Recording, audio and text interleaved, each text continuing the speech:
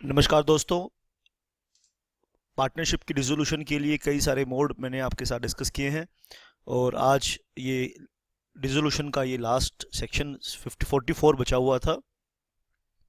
आइए वो भी कर लेंगे।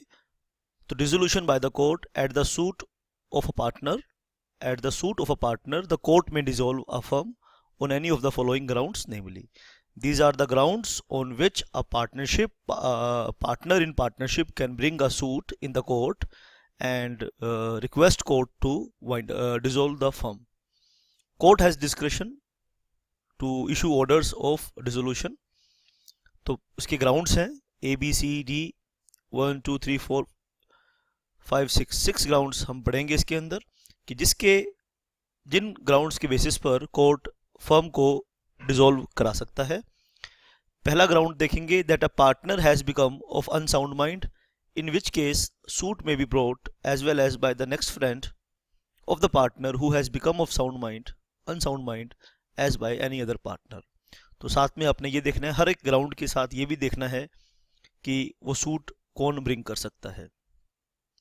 ठीक है, दोबारा से देख लीजिए ए पॉइंट को, that a partner has become of unsound mind, अगर एक पार्टनर अनसाउंड माइंड हो गया है, इन विच केस सूट में be brought as well by the next friend of the partner who has become of unsound mind as by any other partner.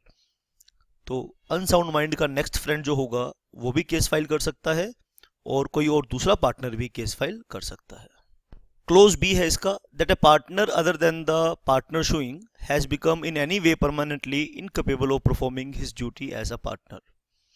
That a partner other than the partner suing has become, अगर मान लीजिए ए B सी तीन partner हैं और सी के साथ कुछ ऐसा हुआ है कि उसकी कॉन्ट्रेक्चुअल कैपेसिटी परमानेंटली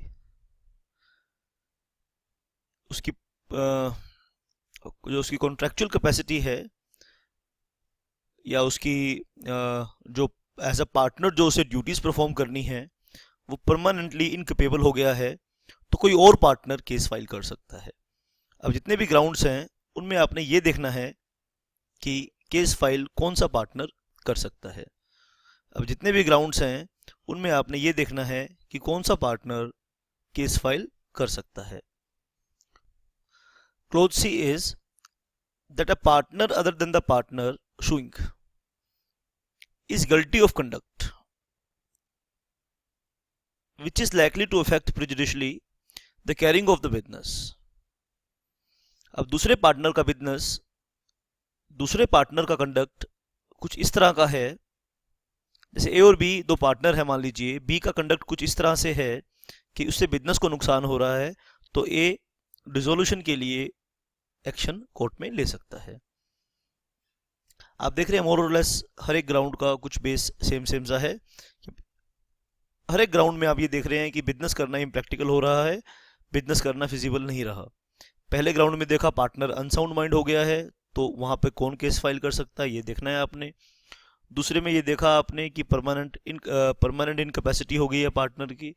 तीसरे केस में ये देखा कि पार्टनर का कंडक्ट बिजनेस के अगेंस्ट है, बिजनेस की प्रेजुडिशियली है, तो that becomes a ground of dissolution. और फोर्थ में देखेंगे that a partner other than the partner showing willfully और persistently commits breach of agreement relating to management of the affairs of the firm। अब आप D point में ये देख रहे हैं कि जब उन्होंने पार्टनरशिप में एग्रीमेंट किया था तो एक डीड बनाई थी, डीड में कुछ पॉइंट्स पर वो एग्री हुए थे कि हम बिजनेस को इस तरीके से करेंगे, ये हमारा कोड ऑफ कंडक्ट रहेगा। अब कोई पार्टनर या कुछ पार्टनर्स उसको परसिस्टेंटली लगातार उसे ब्रीच कर रहे हैं, उसको फॉलो नहीं कर रहे, तो जो दूसरे पार्टनर हैं वो कोर्ट में एक्शन ले सकते हैं for dissolution. A B C D. E point देखेंगे बेटा, आप ध्यान से मेरी बात को समझिए। Clause E of section 44, that a partner other than the partner suing has in any way transferred the whole of his interest in the third party। ठीक है, शाबाश, आप बहुत ध्यान से सुनेंगे।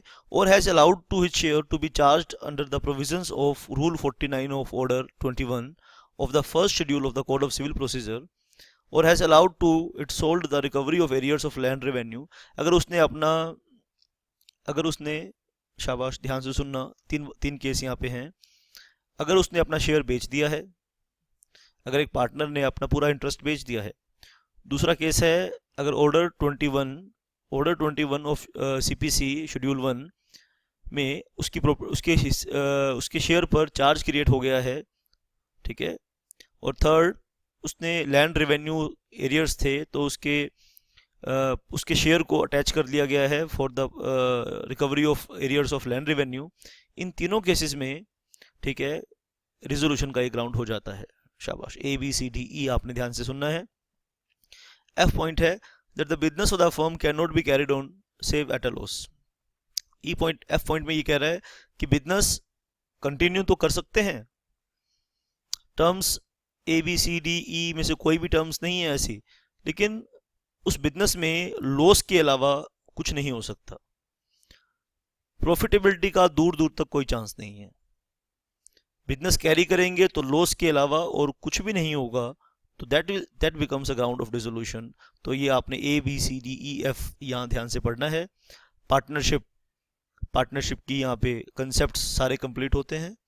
अब आप सभी कंसेप्ट्स को रिवाइज करेंगे, आपने नोट्स तैयार किए हैं। अब मैं सेक्शन वाइज थोड़े से फर्दर और कुछ सेशंस में एक एक सेक्शन वाइज आपको बताऊंगा कि सेक्शन थोड़े से याद करवाऊंगा, important sections. Thank you very much for watching this session. शाबाश।